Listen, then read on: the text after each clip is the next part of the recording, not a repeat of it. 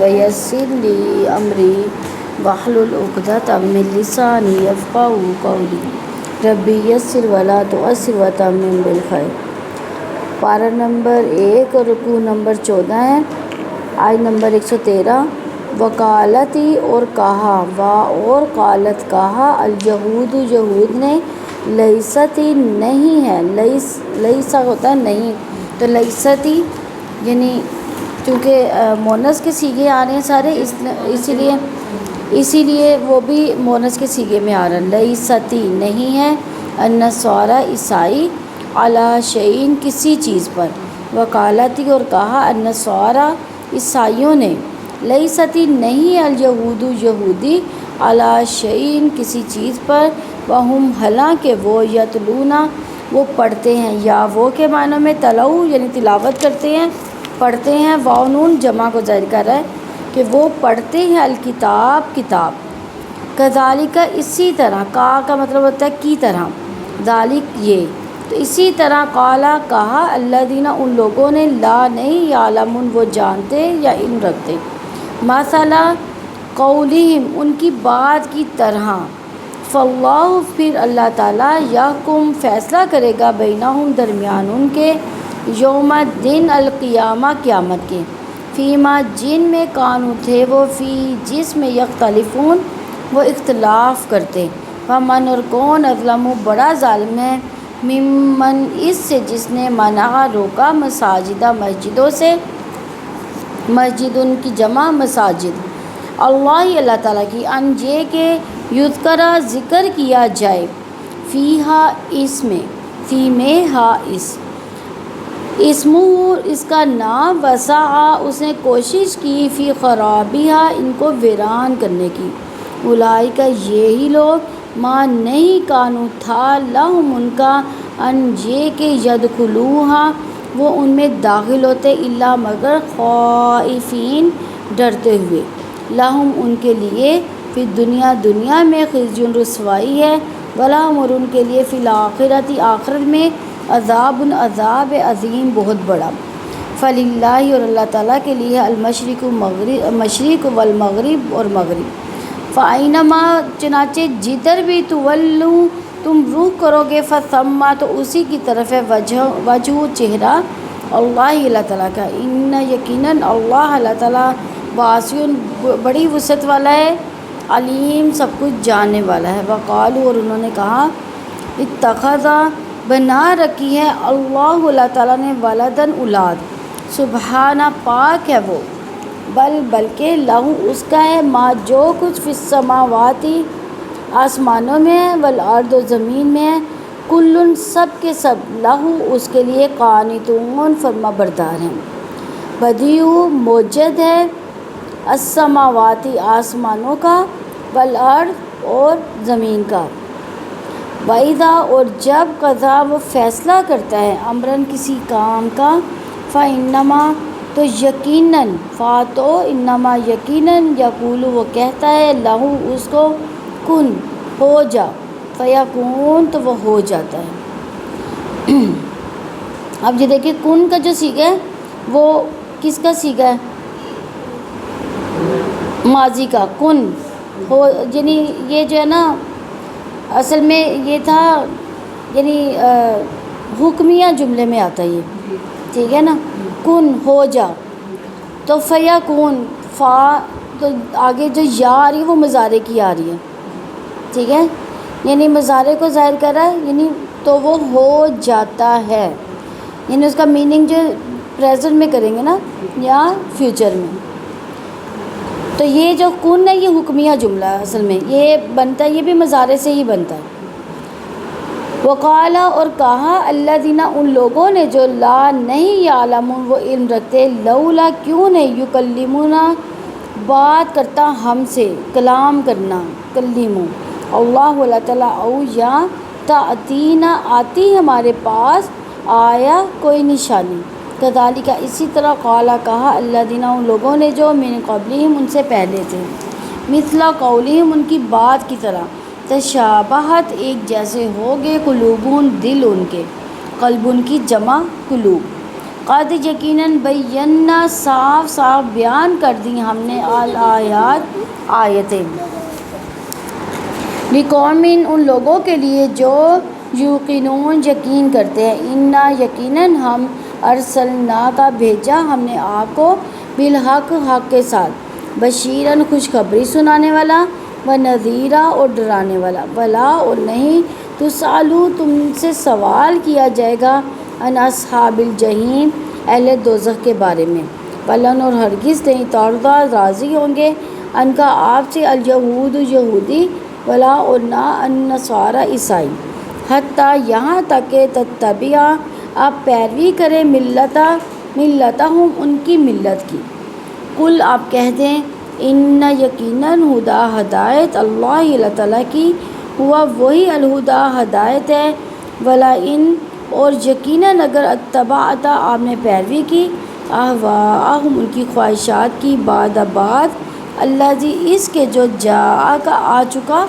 آپ کے پاس من العلم علم سے ما نہیں لگا آپ کا من اللہ اللہ تعالیٰ سے من ولی کوئی دوست ولا اور نہ نصیر کوئی مددگار الذین جن لوگوں کو آتیناہم دی ہم نے ان کو الکتاب کتاب یتلونہ وہ پڑھتے ہیں اسے حق کا حق کے تلاوت ہی اس کے پڑھنے کا اولئک وہی لوگ یؤمنون وہ ایمان رکھتے ہیں بھی اس پر فمن اور جو یکفر کفر کرتا ہے بھی اس کے ساتھ فاولئک تو وہی لوگ ہم وہ الخاسرون خسارہ اٹھانے والے ہیں اب وہی کا جو عنصر ہے وہ کہاں سے آ رہا ہے اولئک کا مطلب بھی وہی ہے ہم کا مطلب بھی وہ ہے تو وہ تو نہیں بولیں گے نا وہ ہی بولیں گے ٹھیک ہے نا وہ ہی الخاسرون خسارہ اٹھانے والے ہیں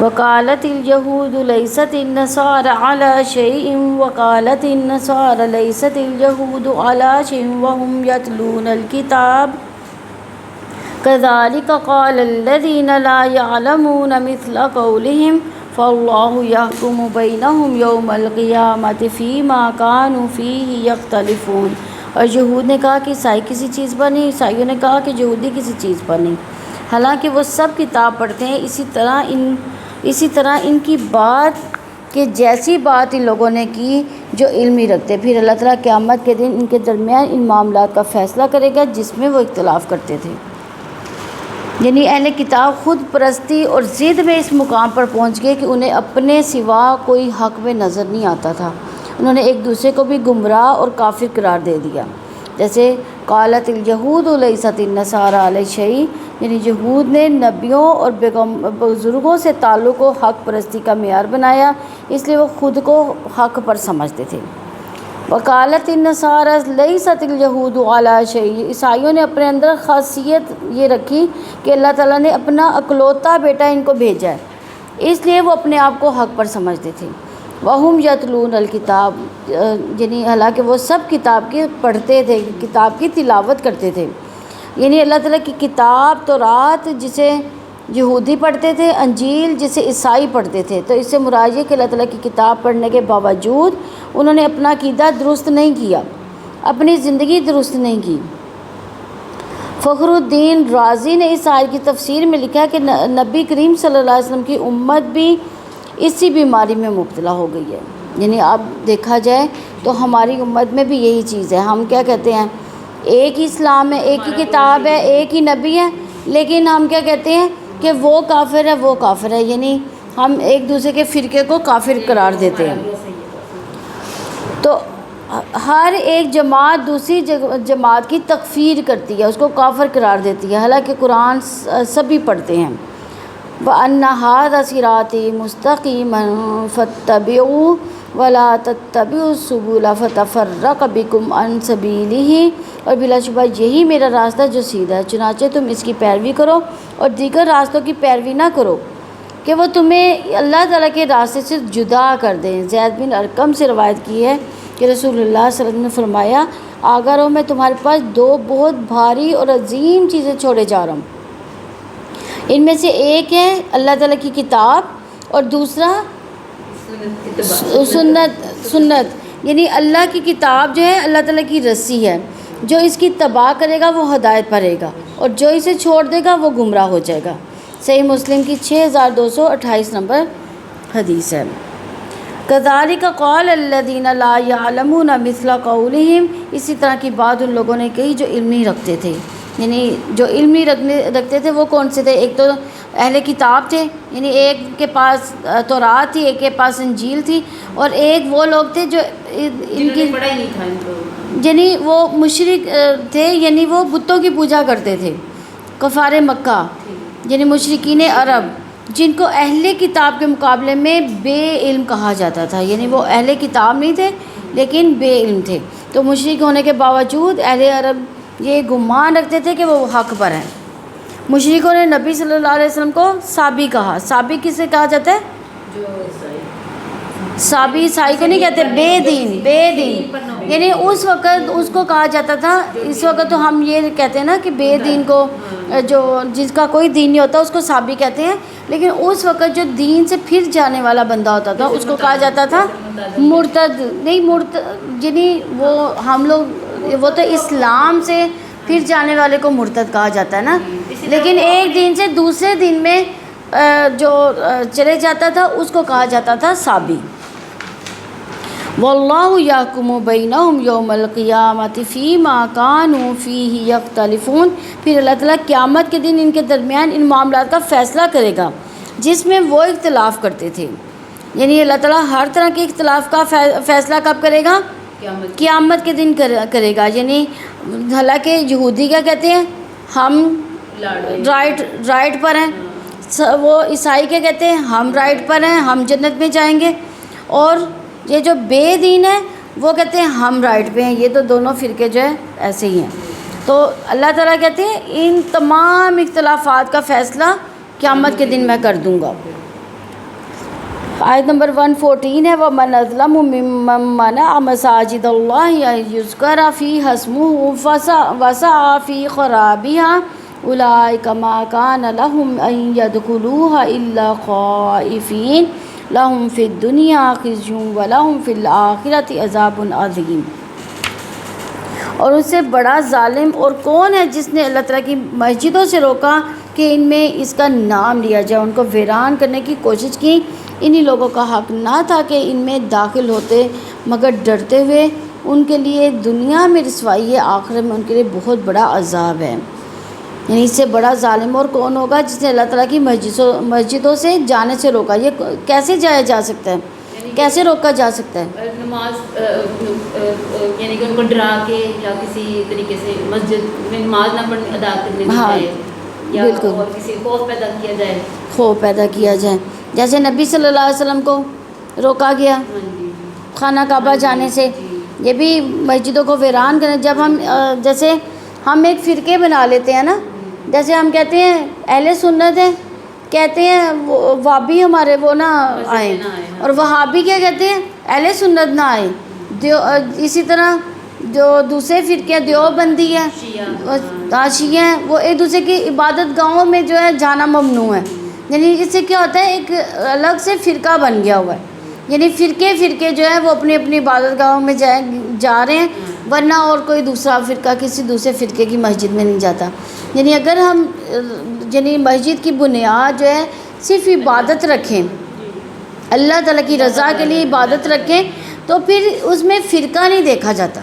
ہر ایک کو آزادی ہے اپنی مطلب جو مرضی وہ اختیار کرے، یعنی ان کو بتانا فرض ہے کہ یہ رائٹ ہے، یہ رونگ ہے، آگے ان کو آزادی ہے کہ جو مرضی وہ کریں، باقی معاملات اللہ تعالیٰ کے سپرد ہیں۔ تو یہ جو چیزیں ہیں نا ہمارے معاشرے میں بہت عام ہیں، اور اس وقت بھی جو تھی یہی چیز تھی۔ جیسے بحرم میں ہر طرح کے لوگ آتے ہیں، دیکھیں وہاں پہ کوئی یہ نہیں کہا جاتا اچھا تم اس فرقے سے تعلق رکھتے ہیں تم نہ ادھر جاؤ۔ ہاں جی بالکل۔ تو اللہ تعالیٰ نے اس کو بہت بڑا ظالم قرار دیا جس نے اللہ تعالیٰ کی مسجدوں سے روکا کہ ان میں اس کا نام لیا جائے، ان کو ویران کرنے کی کوشش کی گئی۔ اللہ تعالیٰ نے اسے بڑا ظالم کہا جو اللہ تعالیٰ کی مسجدوں میں اس کے نام کی یاد سے، نیکی اور اطاعت کے کاموں سے، نماز پڑھنے سے، ذکر کرنے سے روکے، اور جو مسجدوں کو ویران کرنے کی کوشش کرے۔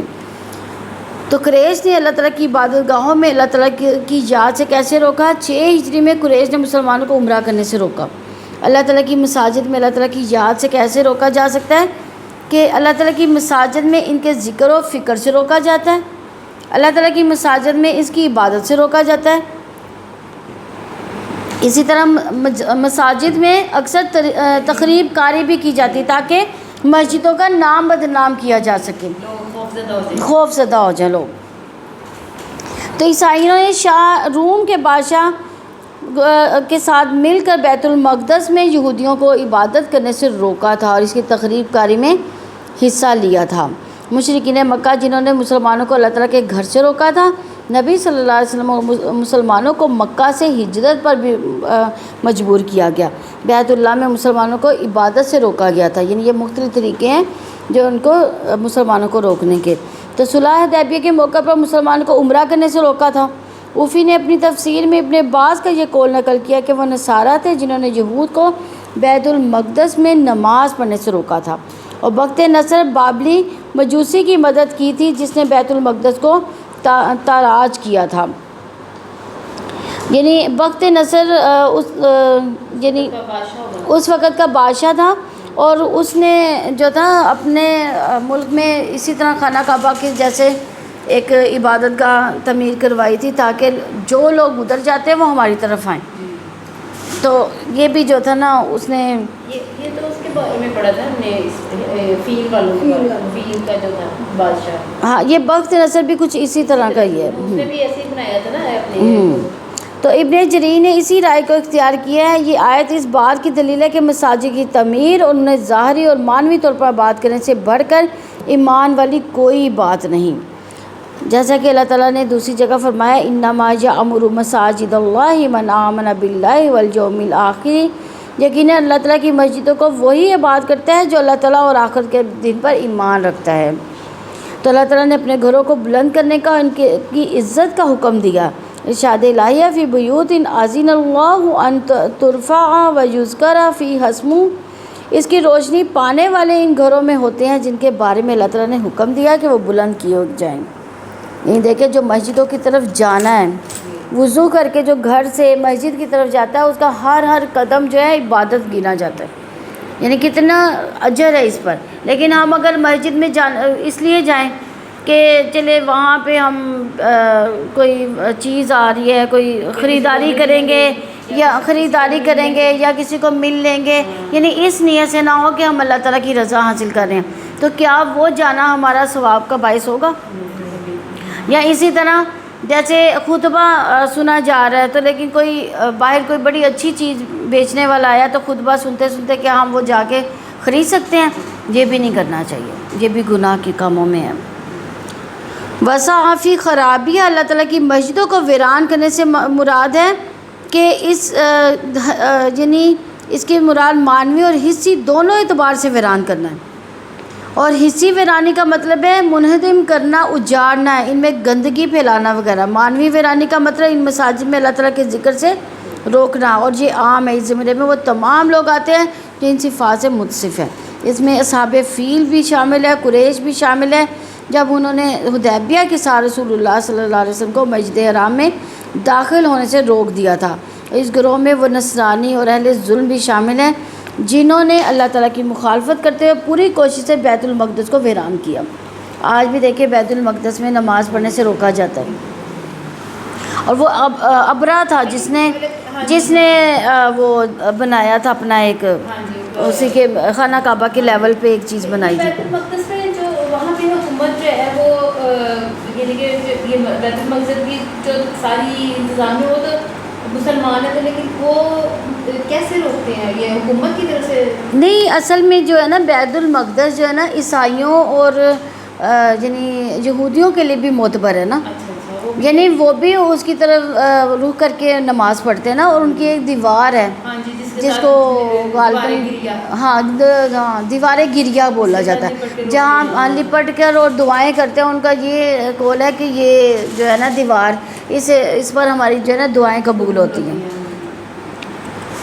تو اس وجہ سے بھی وہ جو ہے نا وہ چاہتے ہیں کہ مسلمانوں کے پاس نہ رہے۔ تو اللہ تعالیٰ نے انہیں ان کے کرتوتوں کی یہ سزا دی کہ اللہ تعالیٰ نے ان کو شرعی اور تقدیری طور پر مسجد اقصیٰ میں داخل ہونے سے منع کر دیا، سوائے اس کے وہ ڈرتے ہوئے ذلت اور انکسار کے ساتھ داخل ہوں۔ پر جب انہوں نے اللہ تعالیٰ کی بندوں کو خوف زدہ کیا تو اللہ تعالیٰ نے بھی ان پر خوف مسلط کر دیا۔ مشرکین مکہ نے رسول اللہ صلی اللہ علیہ وآلہ وسلم کو مسجد حرام میں داخل ہونے سے روک دیا، مگر تھوڑا ہی عرصہ گزرا کہ اللہ تعالیٰ نے رسول اللہ صلی اللہ علیہ وسلم کو مکہ مکرمہ فتح کرنے کی اجازت مرحمت فرما دی، اور مشرکین کو اللہ تعالیٰ نے اپنے گھر کے قریب جانے سے منع کیا۔ چنانچہ فرمایا یا ایھا الذین آمنوا انما المشرکون نجس فلا تقربوا المساجد مسجد الحرام بعد عامہم ھذا، اے لوگوں جو ایمان لائے ہو، یقیناً سب مشرک ناپاک ہے، چنانچہ وہ اس سال کے بعد مسجد حرام کے قریب نہ آئے۔ سورہ توبہ کی 28 نمبر آیت ہے۔ تو اصحاب فیل کا جو حشر اللہ تعالیٰ نے قرآن پاک میں اس کا ذکر فرمایا کہ نصرانیوں پر اللہ تعالیٰ نے اہل ایمان کو مسلط فرمایا، انہوں نے ان کو جلا وطن کر دیا۔ اسی طرح ہر وہ شخص جو ان جیسی صفات رکھتا ہے اس سزا سے اپنا حصہ ضرور وصول کرے گا۔ یہ سب بڑی نشانیاں ہیں جن کے واقعہ ہونے سے پہلے ہی باری تعالیٰ نے آگاہ فرما دیا کہ یہ اللہ تعالیٰ اسی طرح واقعہ ہوئی جس طرح اس نے خبر دی تھی۔ یہ تفسیر الصادی کی روایت ہے۔ تو اس سے مراد اللہ تعالیٰ کی ذکر، اللہ تعالیٰ کا عبادت سے روکنا، مساجد کو گرا دینا، مساجد کی عمارتوں کو نقصان پہنچا دینا، مساجد کو شرک سے پاک کرنے سے روکنا۔ تو مسجدیں کیسے ویران ہوتی ہیں؟ اللہ تعالیٰ کے گھر کو اپنے فرقے کے علاوہ دوسرے فرقوں کے لیے والوں کے لیے بند کر دینا، ایسے مناظرے اور بحثیں کی جائیں کہ لوگ سکون سے اپنے رب کا نام بھی نہ لے سکیں، ایسی دلچسپیاں دی جائیں کہ مسجد جانے کا ہوش ہی نہ رہ جائے۔ آج دیکھیں گھروں میں جو ٹی وی ہیں یہ کیا انسان کو اتنا مشغول کرتے ہیں کہ ہم باجماعت نماز بھی نہیں پڑھنے جاتے۔ اولئک ما کان لہم ان یدخلوها الا خائفین، انہی لوگوں کا حق نہ تھا کہ ان میں داخل ہوتے مگر ڈرتے ہوئے، یعنی اللہ تعالیٰ کی عظمت کے احساس سے دب کر جانا چاہیے، اللہ تعالیٰ سے ڈرتے ہوئے مساجد میں جانا چاہیے۔ تو جو لوگ عبادت گاہوں کو ویران کرنے کے در پہ تھے ان میں کیسے داخل ہوں؟ جو عبادت گاہوں کے ویران کرنے پہ در پہ ان میں داخل نہ ہوں، وہ ویرانی چاہتے ہوں، وہ ڈرتے ہوئے عبادت گاہوں میں داخل ہوں۔ ما کان لہم ان یدخلوها الا خائفین، انہی لوگوں کا حق نہ تھا کہ ان میں داخل ہوتے مگر ڈرتے ہوئے۔ اس میں کس چیز کی پیشن گوئی ہے؟ کہ اس میں مسلمانوں کے غلبے کی پیشن گوئی ہے۔ مشرکین مکہ اس میں ڈرتے ہوئے داخل ہوں۔ لہم فی الدنیا خزی ولہم فی الآخرۃ عذاب عظیم، ان کے لیے دنیا میں رسوائی ہے اور آخرت میں بھی ان کے لیے بہت بڑا عذاب ہے۔ یعنی جو لوگ مساجد کی ویرانی کے در پہ ہیں ان کے بارے میں رب کا فیصلہ ہے کہ ان کے لیے دنیا میں رسوائی ہے اور آخرت میں بھی بھاری سزا ہے۔ تو دنیا رسوائی سے آخرت یعنی دنیا اور آخرت کی رسوائی سے اللہ تعالیٰ کی پناہ کیسے مانگی جاتی ہے؟ اس کے لیے مسند احمد کی حدیث ہے، اللہ تعالیٰ کے رسول صلی اللہ علیہ وسلم دعا سکھائی ہے یہ، اللہم احسن عاقبتنا فی الامور کلیہا واجرنا من خزی الدنیا عذاب الآخرہ، اے اللہ تو ہمارے تمام کاموں کا انجام اچھا کرنا، دنیا کی رسوائی اور آخرت کے عذاب سے نجات دینا۔ یہ انشاءاللہ جو ہے یہ دعا یاد کریں گے۔ آتی ہے آپ کو؟ چلے آپ یاد کروائیے گا سب کو۔ آیت نمبر 115 ہے، وَلِلَّهِ الْمَشْرِقُ وَالْمَغْرِبُ فَأَيْنَمَا تُوَلُّوا فَثَمَّ وَجْهُ اللَّهِ إِنَّ اللَّهَ وَاسِعٌ عَلِيمٌ، اور مشرق و مغرب اللہ تعالیٰ کے لیے چنانچہ جدھر بھی تم رخ کرو گے تو اسی طرف اللہ تعالیٰ کا چہرہ ہے، چنانچہ یقیناً اللہ تعالیٰ بڑی وسعت والا سب کچھ جاننے والا ہے۔ یعنی اللہ تعالیٰ نے یہاں خاص طور پر مشرق و مغرب کا ذکر اس لیے کیا کہ وہ دونوں عظیم مقام ہیں جہاں سے روشنی طلوع اور غروب ہوتی ہے۔ جو رب مشرق و مغرب کا مالک ہے وہ ساری سمتوں کا مالک ہے۔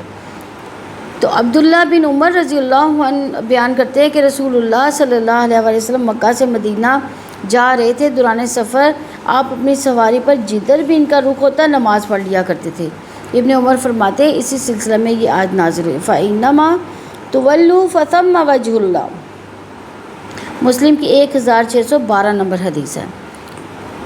تو یہ آئے یہودیوں کے پراپوگنڈے کے بارے میں بھی نازل ہوئی کہ جو نمازیں بیت اللہ کی طرف رخ کر کے ادا کی وہ ضائع ہو گئی. انہوں نے یہ پراپوگنڈا کیا تھا کہ جب بیت المقدس کی طرف رخ کر کے پہلے مسلمان نماز پڑھتے تھے، تو پھر جب حکم آیا کہ بیت اللہ کی طرف رخ کر کے نماز پڑھیں تو انہوں نے کہا کہ ان کی مسلمانوں کی جو پہلی نماز ہے وہ تو ساری ضائع گئی.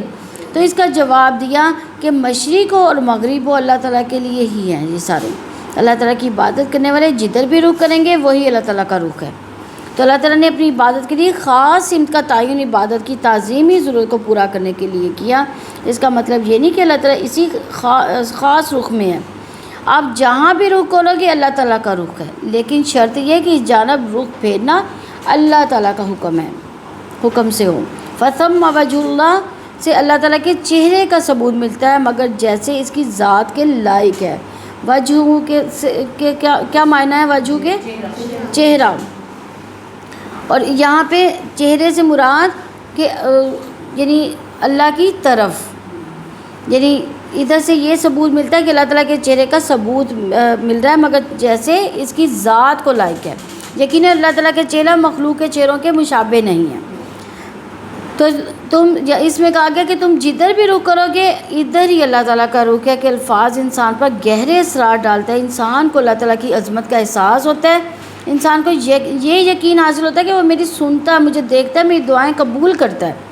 ان اللہ واسع علیم کی صفات سے یہاں لانے کا کیا مقصد ہے کہ اللہ تعالیٰ وسیع فضل والا ہے.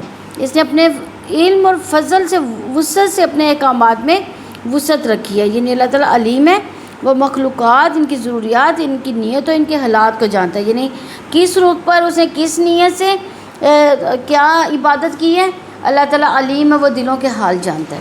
اور واسعون یعنی اللہ تعالیٰ وسیع ہے، وہ اپنے وسیع فضل سے ہم سب سے اپنی اطاعت قبول فرماتا ہے. وقال اتخذ اللہ ولدا سبحانہ بل لہ ما فی السماوات والارض کل اللہ قانتون. 116 نمبر آیت ہے. تو انہوں نے کہا کہ اللہ تعالیٰ نے اولاد بنا رکھی ہے، وہ پاک ہے، بلکہ آسمان و زمین میں جو کچھ ہے اسی کا ہے، سب کے سب اسی کے فرما بردار ہیں. اللہ تعالیٰ نے یہودوں نے سارا کے اس ظلم پر کہ انہوں نے کہا کہ اللہ تعالیٰ نے بیٹا بنایا، یہ جواب دیا سبحانہ، وہ پاک ہے. یعنی اور یہودیوں نے کہا کہ عزیر اللہ تعالیٰ کا بیٹا، اور عیسائیوں نے کیا کہا تھا؟ عیسیٰ علیہ السلام اللہ تعالیٰ کے بیٹے ہیں. یہ ان کے اپنے منہ کی باتیں ہیں، وہ لوگوں کے بات کے مشابہت کرتے ہیں جنہوں نے ان سے پہلے کفر کیا. اللہ تعالیٰ انہیں ہلاک کرے، وہ کہاں سے بہکائے جا رہے ہیں. سورہ توبہ کی 30 نمبر آیت میں اس بات کے بارے میں وضاحت ہے. سیدنا ابن عباس رضی اللہ عنہ نے روایت کیا ہے کہ نبی صلی اللہ علیہ وسلم نے فرمایا، اللہ تعالیٰ ارشاد فرماتا ہے، ابن آدم نے مجھے جھٹلایا حالانکہ اس کے لیے یہ مناسب نہ تھا، اس نے مجھے گالی دی حالانکہ اس کے لیے یہ مناسب نہ تھا. اس کا مجھے جھٹلانا تو یہ کہ وہ کہتا کہ میں اسے دوبارہ زندہ کرنے پر قادر نہیں ہوں، اور اس نے مجھے گالی دی کہ میرے لیے اولاد بناتا ہے، میری ذات اس سے پاک ہے، میں اپنے لیے بیوی یا اولاد بناؤں. صحیح بخاری کی 4482 نمبر حدیث ہے. سیدنا ابو موسیٰ اشعری رضی اللہ عنہ بیان کرتے ہیں کہ نبی کریم صلی اللہ علیہ وسلم نے فرمایا، تکلیف دہ بات سن کر اللہ تعالیٰ سے زیادہ صبر کرنے والا کوئی نہیں. مشرک کہتے ہیں کہ اللہ تعالیٰ اولاد رکھتا ہے اور پھر بھی وہ انہیں معاف کر دیتا ہے اور انہیں روزی دیتا ہے. بخاری کی 7378 نمبر حدیث ہے. ان لوگوں نے اللہ تعالیٰ کی شان میں گستاخی کی، اس کے باوجود اللہ تعالیٰ انہیں رزق فراہم کر رہا ہے، ان کی گستاخیوں پر تحمل سے کام لیتا ہے. پاک ہے وہ ذات جس میں اہل شرک اور اہل ظلم میں نقص تلاش کرنے کی کوشش کی. سبحانہ، وہ ہر عیب سے پاک ہے، ہر کمال اس کی ذات کے لیے. اللہ تعالیٰ ہر قسم کی نسبت سے پاک ہے. اچھا، اولاد کس کو چاہیے ہوتی ہے؟ یعنی کس مقصد کے لیے اولاد ہم لیتے ہیں؟ تاکہ ہماری نسل آگے بڑھے، تاکہ جب ہم کمزور ہوں ہماری خدمت کر سکیں، ہمارے کام کر سکیں. تو جب اللہ تعالیٰ ایک کن کہتے تو سارے کام ہو جاتے، تو اللہ تعالیٰ کو اولاد بنانے کی کیا ضرورت ہے؟ جب ایک کن کہنے سے ہی سارے کام ہو رہے ہیں. تو کوئی چیز کسی پہلو سے بھی اس کی ذات یا صفات یا حقوق میں شریک نہیں. ہر چیز اللہ تعالیٰ کی غلام اور مخلوق ہے۔ پھر اسے اولاد کی کیا ضرورت؟ یہ اللہ تعالیٰ کی اولاد نہ ہونے کی پہلی دلیل ہے۔ وَلَّهُ مَا فِي السَّمَاوَاتِ وَالْأَرْضِ، بلکہ آسمان و زمین میں جو کچھ ہے اسی کا ہے۔ اللہ تعالیٰ ساری مخلوق کا خالق ہے، مالک ہے، سب اس کی ملکیت میں اس کے غلام ہیں۔ ساری مخلوق اس کی محتاج ہے، وہ بے نیاز ہے، وہ اپنی مخلوق میں تصرف کرتا ہے، اس نے اپنی مخلوق کو مسخر کر رکھا ہے۔ وہ جب وہ بے نیاز ہے تو کوئی اس کا بیٹا کیسے ہو سکتا ہے؟ بیٹا جسم کا حصہ ہوتا ہے، جبکہ اللہ تعالیٰ مالک ہے، مخلوق مملوک ہے، ایسا ہونے کے باوجود اس کا بیٹا کیسے ہو سکتا ہے؟ کل اللہ قانتون، سب اللہ تعالیٰ کے فرما بردار بن جاؤ، یعنی اللہ تعالیٰ کے سامنے مخلوق ایک حیثیت میں ہے، ساری مخلوق اللہ تعالیٰ کی اطاعت گزار ہے، یعنی خالق کی تدبیر کے تحت یہ قنوت عام ہے، جبکہ قنوت خاص مراد اطاعت عبودیت ہے۔ قنوت کا کیا مطلب ہے؟ یہ ذرا یہ بند کر دیں۔ قنوت کا مطلب کیا ہے؟ سامنے جھک جانا، فرما برداری، ہاں عاجزی کرنا، فرما بردار بن جانا، جھک جانا۔ آیت نمبر 117 ہے، بدیع السماوات والارض واذا قضى امرا فانما يقول له كن فيكون، آسمان و زمین کا موجد ہے، وہ جب کسی کام کا فیصلہ کرتا ہے تو یقیناً اس کو وہ کہتا ہے کہ ہو جا تو وہ ہو جاتا ہے۔ تو اللہ تعالیٰ نے زمین و آسمان کو بغیر کسی گزشتہ نمونے کے بہترین اور مضبوط ترین بنایا۔ بدیع کا کیا مطلب ہے؟ بنانا، نئے سرے سے نہیں، جو پہلے موجود ہی نہیں ہے، جس کا کوئی وجود ہی نہیں ہے اور اس کو تخلیق کر لینا۔ بدعت بھی اسی چیز سے نا، بدعت کیا ہوتی ہے؟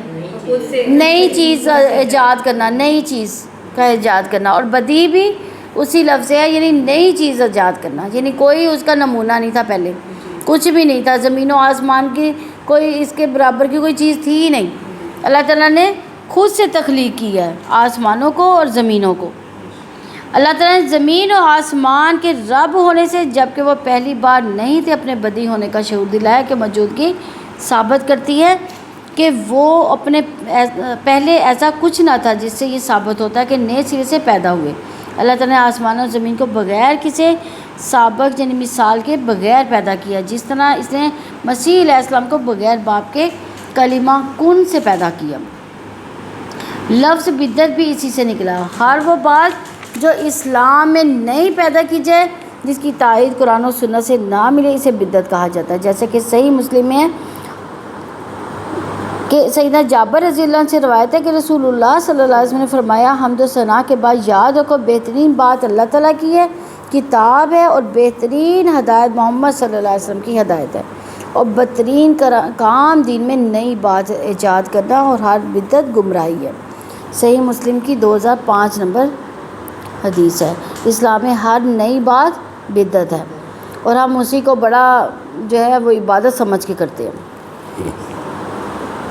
فَإِذَا قَضَىٰ أَمْرًا فَإِنَّمَا يَقُولُ لَهُ كُن فَيَكُونُ، اور وہ جب کسی کام کا فیصلہ کرتا ہے تو یقیناً اس کو وہ کہتا ہے کہ ہو جا تو وہ ہو جاتا ہے، یعنی کائنات کی ہر چیز اس کی اطاعت گزار ہے، کسی کو اس کے سامنے انکار کی جرت نہیں، کوئی نافرمانی نہیں کر سکتا۔ اللہ تعالیٰ جب کسی کام کا فیصلہ کرتا ہے کہ وہ ہو جائے تو وہ ہو جاتا ہے، پھر اسے اولاد بنانے کی ضرورت ہی کیا ہے؟ اللہ تعالیٰ نے اولاد نہ بنانے کی دوسری دلیل دی کہ وہ آسمان و زمین کا موجد ہے، جب کسی کام کا فیصلہ کرتا ہے کہ ہو جا تو وہ ہو جاتا ہے، پھر اسے اولاد بنانے کی کوئی ضرورت نہیں ہے۔ 118 نمبر آیت ہے، وَقَالَ الَّذِينَ لَا يَعْلَمُونَ لَوْلَا يُكَلِّمُونَ اللَّهُ أَوْ تَأْتِينَا آیَةٌ كَذَلِكَ قَالَ الَّذِينَ مِن قَبْلِهِم مِّثْلَ قَوْلِهِمْ تَشَابَهَتْ قُلُوبُهُمْ قَدْ بَيَّنَّا الْآيَاتِ لِقَوْمٍ يُوقِنُونَ، اور جو لوگ علم نہیں رکھتے انہوں نے کہا کہ اللہ تعالیٰ خود ہم سے بات کیوں نہیں کرتا، یا ہمارے پاس کوئی نشانی کیوں نہیں آتی؟ اسی طرح ان کی بات کی طرح ان لوگوں نے کہا جو ان سے پہلے تھے، ان سب کے دل ایک جیسے ہو گئے۔ یقیناً ہم نے آیتیں صاف صاف بیان کر دی ان لوگوں کے لیے جو یقین کرتے ہیں۔ وقال الذین لا یعلمون، مجاہد رحمہ اللہ نے کہا وہ یہودی تھے۔ لولا یکلمون اللہ، اللہ تعالیٰ رسولوں سے کلام کرتا ہے، وہ ہم سے کلام کیوں نہیں کرتا؟ یعنی یہودیوں نے کیا کہا؟ کہ اللہ ہم سے کلام کیوں نہیں کرتا؟ ہم سے کلام کیوں نہیں کرتا؟ وہ کیوں ایسا کوئی کہتا ہے؟ جب جھٹلانا ہوتا ہے پیغمبر کو، جھٹلانا ہوتا ہے، کسی کو کمتر سمجھنا ہوتا ہے، کیونکہ وہ نبی صلی اللہ علیہ وسلم کو اپنے سے کمتر سمجھتے تھے نا، تو اس لیے انہوں نے کہا کہ ہم سے کیوں نہیں کلام کیا، ہم تو زیادہ بڑے تھے، ہم تو زیادہ اچھے تھے، زیادہ معتبر تھے، تو ہم سے کیوں نہیں اللہ تعالیٰ نے کلام کیا؟ او تعطینا آیا، یا ہمارے پاس کوئی نشانی کیوں نہیں آئی؟ یعنی وہ اپنے ناقص عقل اور ناقص رائے سے رسولوں کے سامنے مطالبے رکھتے تھے کہ ہم جو ہے ہمیں کیوں نہیں یہ سارا کچھ دیا گیا۔ مثلا یسألوک اہل الکتاب ان تنزل علیہم کتابا من السماء فقد سألوا موسیٰ اکبر من ذلک، اہل کتاب آپ سے سوال کرتے کہ آپ ان پر آسمان سے کوئی کتاب اتار لائیں، سو وہ تو یقیناً موسیٰ سے اس سے زیادہ بڑا سوال کر چکے۔ سورہ نساء کی 153 نمبر آیت ہے۔ وَقَالُوا مَا لِهَٰذَا الرَّسُولِ يَأْكُلُ الطَّعَامَ وَيَمْشِي فِي الْأَسْوَاقِ لَوْلَا أُنزِلَ إِلَيْهِ مَلَكٌ فَيَكُونَ مَعَهُ نَذِيرًا أَوْ يُلْقَىٰ إِلَيْهِ كَنزٌ أَوْ تَكُونُ لَهُ جَنَّةٌ يَأْكُلُ مِنْهَا وَقَالَ الظَّالِمُونَ إِن تَتَّبِعُونَ إِلَّا رَجُلًا مَسْحُورًا، اور انہوں نے کہا کہ یہ کیسا رسول ہے جو کھانا کھاتا ہے، بازاروں میں چلتا ہے، اس کی طرح کوئی فرشتہ کیوں نہیں اتارا گیا کہ وہ بھی اس کے ساتھ ڈرانے والا ہوتا، یا اس کے پاس کوئی خزانہ ہی ڈال دیا جاتا، یا اس کے پاس کوئی باغ ہوتا جس سے وہ کھاتا۔ اور ظالموں نے کہا کہ تم تو ایک سحر زدہ آدمی کے پیچھے چلتے ہو۔ سورہ فرقان کی 7 اور 8 نمبر آیت ہے۔ كَذَلِكَ قَالَ الَّذِينَ مِن قَبْلِهِم مِثْلَ قَوْلِهِمْ، اسی طرح ان کی بات کی طرح ان لوگوں نے کہا جو ان سے پہلے تھے، یعنی یہودیوں کی اپنے رسولوں کے ساتھ بھی یہی عادت رہی۔ وہ ہدایت کے لیے نہیں، محض برائے بحث کے لیے مطالبات کرتے تھے، اور سیدنا موسیٰ علیہ السلام نے تو انہوں نے مطالبات کرنے کی حد ہی کر دی۔ مثلا انہوں نے کہا وَقَالُوا لَن نُؤْمِنَ لَكَ حَتَّىٰ تَفْجُرَ لَنَا مِنَ الْأَرْضِ يَنبُوعًا، انہوں نے کہا کہ ہم ہرگز آپ پر ایمان نہ لائیں گے جب تک کہ آپ ہماری زمین سے کوئی بہتا چشمہ جاری نہ کر دیں۔ بنی اسرائیل کی 90 نمبر آیت ہے۔ لَن نُؤْمِنَ لَكَ حَتَّىٰ نَرَى اللَّهَ جَهْرًا، پھر انہوں نے کہا ہم ہرگز آپ پر یقین نہیں کریں گے یہاں تک کہ ہم اللہ تعالیٰ کو اعلانیہ نہ دیکھ لیں، یعنی اعلانیہ سے مراد کہ ہم اپنے سامنے نہ دیکھ لیں۔ سورہ بقرہ کی 55 نمبر آیت میں ہے۔ دیکھیں کتنے بڑے بڑے دعوے انہوں نے کیے۔ تو آج بھی آپ دیکھیں جھٹلانے والے اسی طرح کے، یعنی اندر سے لوگ جو ہے نا ایک ہی طرح کے ہوتے ہیں، جو جھٹلانا چاہتے ہیں، نہیں ماننا چاہتے ہیں، وہ اسی طرح کی تعویلیں دیتے ہیں۔ تشابہت قلوبہم، ان سب کے دل ایک جیسے ہوں گے، ان کے اگلوں پچھلوں کی ذہنیت ایک جیسی ہے۔ آج کے یہودی کفر اور سرکشی میں اپنے سے پہلے لوگوں کے مشابہ ہیں۔ سارے اگلے پچھلے انسانوں کے دل ایک جیسے کیسے ہوتے ہیں؟ اگلے پچھلے لوگ سرکشی میں ایک جیسے ہوتے ہیں، سرکشی کی وجہ سے حق کی دعوت دینے والے کے سامنے وہ مطالبات رکھتے ہیں، ایک جیسے مطالبات رکھتے ہیں۔ قد بینا الآیات لقوم یوقنون، یقیناً ہم نے آیتیں صاف صاف بیان کر دی ان لوگوں کے لیے جو یقین کرتے ہیں، یعنی اللہ تعالیٰ نے اگرچہ نشانیاں صاف صاف بیان کر دی لیکن وہ فائدہ انہی کو دیتی ہیں جو ایمان رکھتے ہیں۔ یقین کی روشنی میں بھی آیات پر غور و فکر کیا جا سکتا ہے، یقین کی روشنی میں ہی آیات سے ہدایت حاصل کی جا سکتی ہے۔ اس سے یہ پتہ چلتا ہے کہ نشانیاں کسی کے اندر یقین پیدا نہیں کر سکتی، بلکہ یقین کی روشنی میں اللہ تعالیٰ کی نشانی کو سمجھا جا سکتا ہے۔ یہ قوم یوقنون میں کس یقین کی بات کی گئی ہے کہ اس میں نشانیوں کے من جانب اللہ ہونے کے یقین کی بات ہے۔ یہ آیت نمبر 119 ہے۔ اِنَّا أَرْسَلْنَاكَ بِالْحَقِّ بَشِيرًا وَنَذِيرًا وَلَا تُسْأَلُ عَنْ أَصْحَابِ الْجَحِيمِ، یقیناً ہم نے آپ کو حق کے ساتھ خوشخبری بنانے والا، ڈرانے والا بنا کر بھیجا، اور آپ سے اہل دوزخ کے بارے میں نہیں پوچھا جائے گا۔ یعنی اللہ تعالیٰ نے نبی صلی اللہ علیہ وسلم کو خوشخبری سنانے والا، ڈرانے والا بنا کر بھیجا، یعنی بے شک ہم نے آپ کو بھیجا۔ اللہ تعالیٰ نے واضح فرمایا کہ آپ صلی اللہ علیہ وسلم کو ہم نے پیغمبر بنا کر بھیجا۔ بالحق سیدنا ابن عباس نے کہا کہ اس سے مراد قرآن، ابن کیبان نے کہا اسلام اور تیسرے معنی سچ کے ہیں۔ اس میں گواہی ہے کہ محمد صلی اللہ علیہ وسلم اللہ تعالیٰ کے رسول ہیں، اور حق سے مراد دین اسلام ہے جو قرآن و سنت کا نام ہے۔ بشیر و نذیرہ، بشیر سے مراد ہے جنت کی خوشخبری دینے والا، نذیر سے مراد جہنم کا خوف دلانے والا۔ یعنی جنت کی خوشخبری کب دینی ہے؟ یعنی اچھے اعمال پر جنت کی خوشخبری اور برے اعمال کے اوپر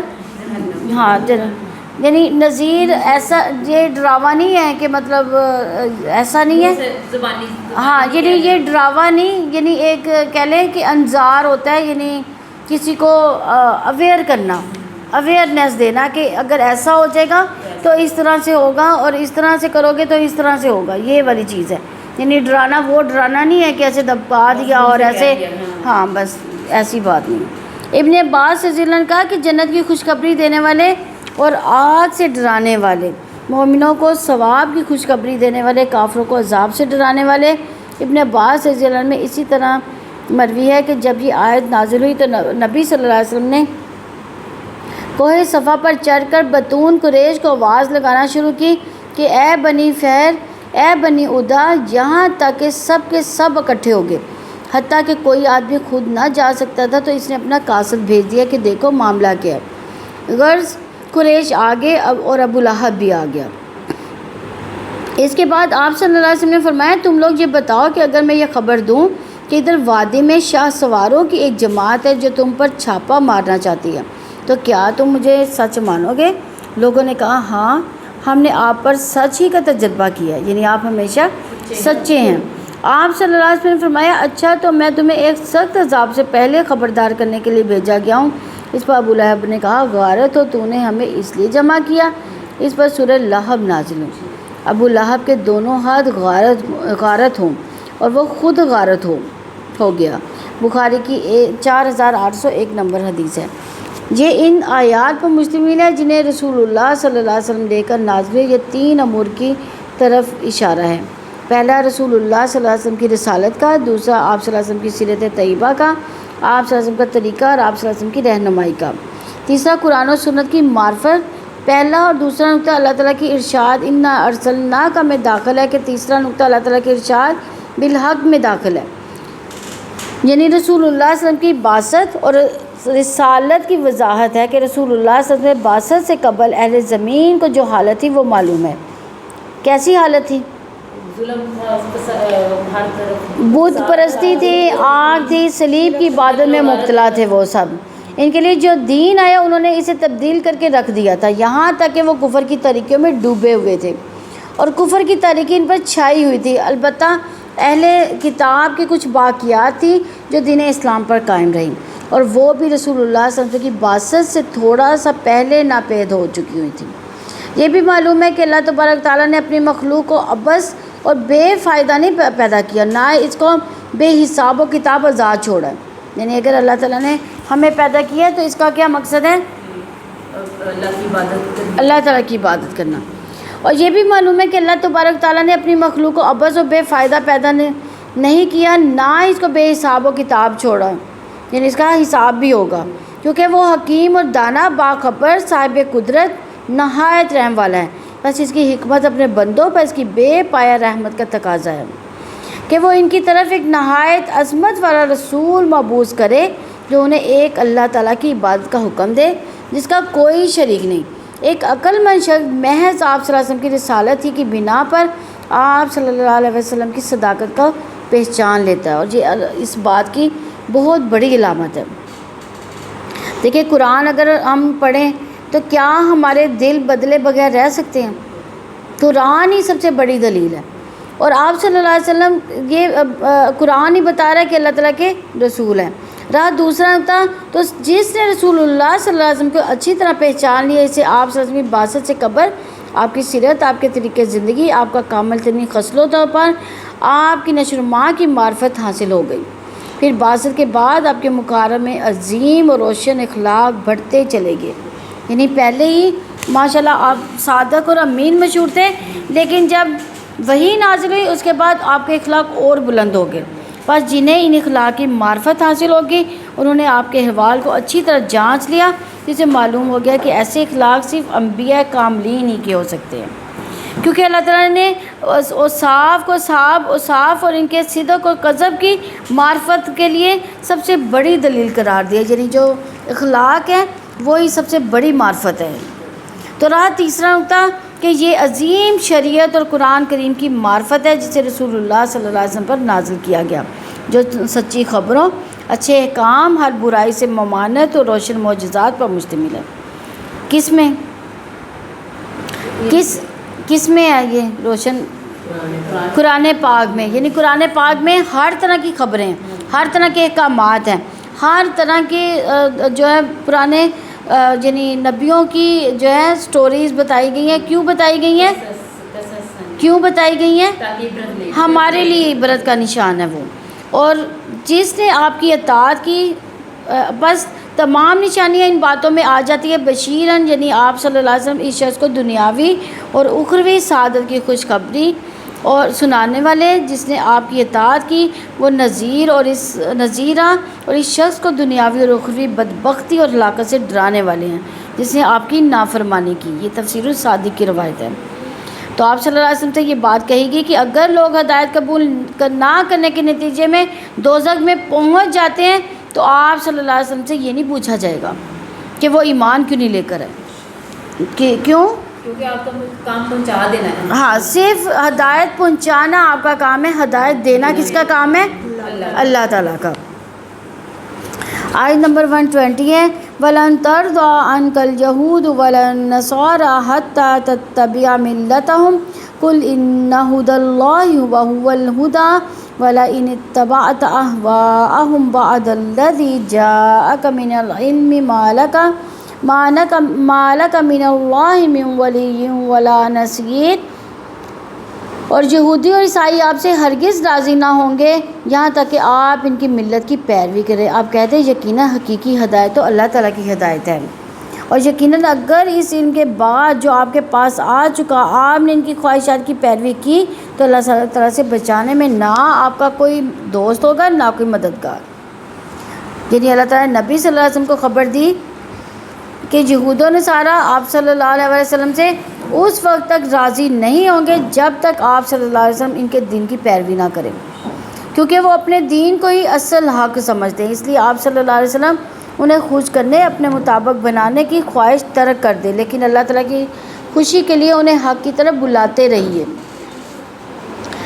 یہ آیت اس بات کی دلیل ہے کہ یہود و نصارہ کے پاس ہدایت نہیں ہے، بلکہ انہوں نے اپنی نفسانی خواہشات کو اپنا معبود بنا لیا اور وہ دوسروں کو اسی کی طرف بلاتے تھے۔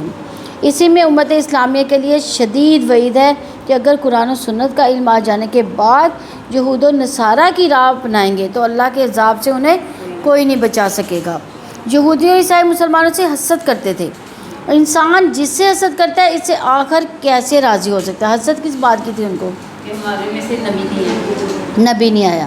یہودی اور عیسائی مسلمانوں سے راضی ہونے کے لیے صرف ایک قیمت مانگتے ہیں کہ مسلمان کی ملت کی پیروی کریں۔ آج کے دور میں یہود و نصارہ کو راضی کرنے کی کوششیں کی جا رہی ہیں، کہیں دین کا نیا ایڈیشن نکال کر، کہیں ان کی شرائط کے مطابق چل کر۔ کیا ایسا نہیں ہو رہا آج کل؟ کل ان ہدی اللہ هو الہدیٰ، آپ کہتے ہیں یقیناً حقیقی ہدایت کس کی ہے؟ اللہ تعالیٰ کی ہدایت ہے۔ سے مراد اللہ تعالیٰ کا صحیح سچا سیدھا دین ہے جس کے ساتھ نبی صلی اللہ علیہ وسلم کو مبعوث کیا گیا۔ رب العزت نے فرمایا وَمَن يَتَّبِعْ غَيْرَ الْإِسْلَامِ دِينًا فَلَن يُقْبَلَ مِنْهُ، اور جو شخص اسلام کے علاوہ کوئی اور دین تلاش کرے گا تو اس سے وہ ہرگز قبول نہ کیا جائے گا۔ سورہ آل عمران 85 نمبر آیت ہے۔ تو یہاں ہدایت سے مراد انداز حجت مراد ہے جو آپ صلی اللہ علیہ وسلم اور آپ صلی اللہ علیہ وسلم کے صحابہ کو سکھایا گیا، جس سے وہ گمراہ فرقوں کا جواب دیتے تھے۔ هو الہدیٰ، وہی دین ہے جس پر آپ چل رہے ہیں اور جس پر یہود و نصارہ چل رہے ہیں، وہ خواہشات کا دین ہے، اس لیے رب العزت نے ان کی خواہشات اختیار کرنے سے روکا۔ وَلَئِنِ اتَّبَعْتَ أَهْوَاءَهُمْ بَعْدَ الَّذِي جَاءَكَ مِنَ الْعِلْمِ مَا لَكَ مِنَ اللَّهِ مِنْ وَلِيٍّ وَلَا نَصِيرٍ، اور یقیناً اگر اس علم کے بعد جو آپ کے پاس آ چکا آپ نے ان کی خواہشات کی پیروی کی تو اللہ تعالیٰ سے بچانے میں نہ آپ کا کوئی دوست ہوگا نہ کوئی مددگار ہوگا۔ یہ کس کو کہا جا رہا ہے؟ نبی صلی اللہ علیہ وسلم کو اتنی سخت وحی سنائی جا رہی ہے تو ہم جیسے کیا ہیں، ہمیں تو اس سے بھی زیادہ ہم پہ سختی ہوگی۔ تو اس آیت میں نبی صلی اللہ علیہ وسلم سے خطاب ہے کہ جس میں آپ صلی اللہ علیہ وسلم کی امت بھی داخل ہے۔ اگر آپ صلی اللہ علیہ وسلم نے ان کی خواہشات کی تباہ کی تو آپ کا کوئی ولی نہیں ہوگا اور آپ کو نقصان پہنچائے نہ نصیر ہوگا جو آپ کو سزا سے بچا لے۔ کوئی بھی آدمی اگر کسی انسان کی مرضی یا رائے کو مقدم کر کے قرآن اور رسول صلی اللہ علیہ وسلم کی سنت کو نظر انداز کر دیتا ہے وہ اس آیت کے ضمن میں آ جائے گا۔ اس آیت میں موجود تحید اور وعید اس کو شامل ہوگی۔ سیدنا ابو ہریرہ رضی اللہ عنہ رسول اللہ صلی اللہ علیہ وسلم سے روایت کرتے ہیں، انہوں نے فرمایا اس ذات کی قسم جس کے ہاتھ میں میری جان ہے کہ اس امت کا کوئی بھی یہودی ہو یا عیسائی میری بات سنے، شریعت جس کے ساتھ میں بھیجا گیا یعنی اسلام، اور وہ اس پر ایمان نہ لائے گا تو اس کا ٹھکانہ کہاں ہوگا؟ جہنم۔ مسلم کی 386 نمبر حدیث ہے۔ تو اللہ تعالیٰ کی پکڑ سے بچانے والا کوئی دوست کوئی مددگار نہ ہوگا۔ آیت نمبر 121 ہے، الذین آتیناہم الکتاب یتلونہ حق تلاوتہ اولئک یؤمنون بہ ومن یکفر بہ فاولئک ھم الخاسرون۔ جن لوگوں کو ہم نے کتاب دی وہ اسے پڑھتے ہیں جیسا کہ اسے پڑھنے کا حق ہے، وہی لوگ اس پر ایمان رکھتے ہیں، اور جو اس کے ساتھ کفر کرتا ہے تو وہی لوگ خسارہ اٹھانے والے ہیں۔ یعنی اللہ تعالیٰ نے آگاہ فرمایا کہ جن لوگوں کو ہم نے کتاب دی، الذین آتیناہم الکتاب سے مراد اہل کتاب کے صالح لوگ، یتلونہ حق تلاوت ہی وہ اسے پڑھتے ہیں جیسے کہ اسے پڑھنے کا حق ہے، یہ وہ اس قرآن کی اتباع کرتے ہیں جیسے پیروی کرنے کا حق ہے۔ یا تلاوت سے مراد اتباع، یعنی خالی قرآن کی تلاوت ہی فرض نہیں ہے بلکہ کیا چیز فرض ہے؟ اس کے احکامات پر عمل کرنا جو ہے وہ فرض ہے۔ تو وہ اللہ تعالیٰ کے حلال ٹھہرائے ہوئے امور کو حلال، اس کے حرام ٹھہرائے ہوئے امور کو حرام سمجھتے ہیں، ان کے محکمات پر عمل پیرا ہوتے ہیں، اس کی متشابہات پر ایمان لاتے ہیں۔ اہل کتاب میں سے یہی لوگ ہیں جنہوں نے اللہ تعالیٰ کی نعمت کو پہچانا ہے، اس کے شکر گزار ہیں۔ سیدنا حذیفہ رضی اللہ عنہ بیان کرتے ہیں کہ رسول اللہ صلی اللہ علیہ وسلم جب آیت رحمت سے گزر ہوتا تو اللہ تعالیٰ سے رحمت کا سوال کرتے، جب آیت عذاب کی تلاوت کرتے تو اللہ تعالیٰ کے عذاب سے پناہ مانگتے۔ مسند احمد کی 23,629 اور مسلم کی 1,814 نمبر حدیث ہے۔ سیدنا عمر رضی اللہ عنہ فرمایا حق تلاوت یہ کہ جنت کے ذکر کے وقت جنت کا سوال کیا جائے، جہنم کے ذکر کے وقت اس سے پناہ مانگی جائے۔ حق تلاوت یہ کہ قرآن مجید کے حلال کو حلال، حرام کو حرام سمجھا جائے، جس طرح اترا اسی طرح پڑھا جائے اور اس میں رد و بدل نہ کیا جائے، محکم آیات پر عمل کیا جائے، متشابہات پر ایمان لایا جائے۔ متشابہات کون سی ہیں؟ کون سی شک شبے والی آیتیں ہیں؟ لوح قرآنی ہو گئے، اور کیا شک و شبے والی بات ہے؟ جیسے قیامت ہم نے دیکھی نہیں ہے، فرشتے ہم نے دیکھے نہیں ہیں، اللہ کو وجود نہیں ہم نے دیکھا، یعنی پھر بھی ہم ایمان رکھتے ہیں۔ تو تلاوت کے معنی پیروی کے بھی آتے ہیں۔ تلاوت کا حق تب ادا ہوتا ہے جب اس کتاب کی پیروی کا حق ادا کیا جائے۔ قرآن حکیم کی پیروی انسان کو جنت کے باغوں میں لے جائے گی۔ اولئک یؤمنون بہ، یہی لوگ کتاب پر ایمان لاتے ہیں جو تمام رسولوں پر ایمان رکھتے ہیں، رسولوں کے درمیان فرق نہیں کرتے۔ سیدنا ابو ہریرہ رضی اللہ عنہ سے روایت ہے کہ رسول اللہ صلی اللہ علیہ وسلم نے فرمایا جب بھی کچھ لوگ اللہ تعالیٰ کے گھروں میں سے کسی گھر یعنی مسجد میں اکٹھے ہو کر اللہ تعالیٰ کی کتاب کی تلاوت کرتے ہیں تو اسے ایک دوسرے کو پڑھاتے ہیں، ان پر سکینت نازل ہوتی ہے اور رحمت الہی انہیں اپنی آغوش میں لے لیتی ہے۔ جیسے ہم لوگ بھی قرآن کی تلاوت کرتے ہیں نا یہاں آ کے، تو اس وقت کیا ہے کہ ہمیں ہماری محفل میں سکینت آ رہی ہے اور فرشتے جو ہے اپنی رحمت سے ہم پر یعنی ہمیں اپنی آغوش میں لے لیتے ہیں اور فرشتے ان پر سایہ فگن ہوتے ہیں۔ اللہ تعالیٰ ان کا تذکرہ اپنے پاس مخلوق میں کرتا ہے۔ صحیح مسلم کی 6853 نمبر حدیث ہے۔ سیدنا عبداللہ، اب دیکھیں ہمیں اس بات کا نہیں پتہ کہ اللہ تعالیٰ ہمارا تذکرہ کس طرح کرتے ہیں، لیکن چونکہ یہ حدیث ہے نبی صلی اللہ علیہ وسلم ہمیں ایمان، ہمیں اس بات پہ یقین ہے. یہ بھی متشابہ میں آتی ہے چیز کہ یعنی جس بات کا ہمیں علم ہی نہیں ہے لیکن ہمیں بتائی جا رہی ہے تو ہمیں یقین ہے.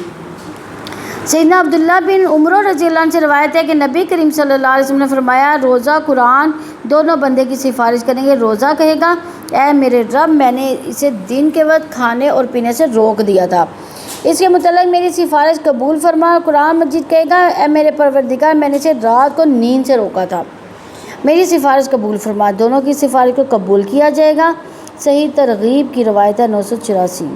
عبداللہ بن عمر بن عاص رضی اللہ عنہ نے بیان کیا کہ رسول اللہ صلی اللہ علیہ وسلم نے فرمایا قرآن مجید پڑھنے والے کو کہا جائے گا پڑھتا جا چڑھتا جا، ترتیل کر جیسے تو دنیا میں ترتیل کیا کرتا تھا، تیرا ٹھکانہ وہاں ہے جہاں تو آخری آیت تلاوت کرے گا. سنن ابی داؤد کی روایت ہے 1464 نمبر.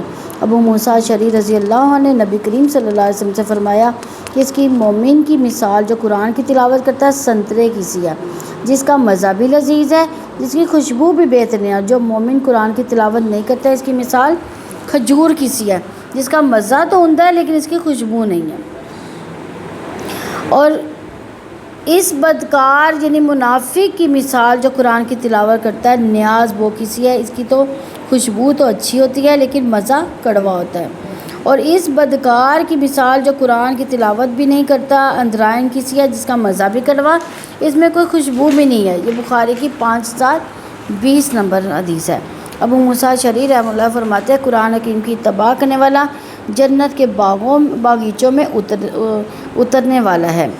کتاب اللہ کے احکامات کو ماننے سے، ان پر عمل پیرا کرنے سے انکار کرنا یعنی کتاب اللہ کا کفر کرنا ہے.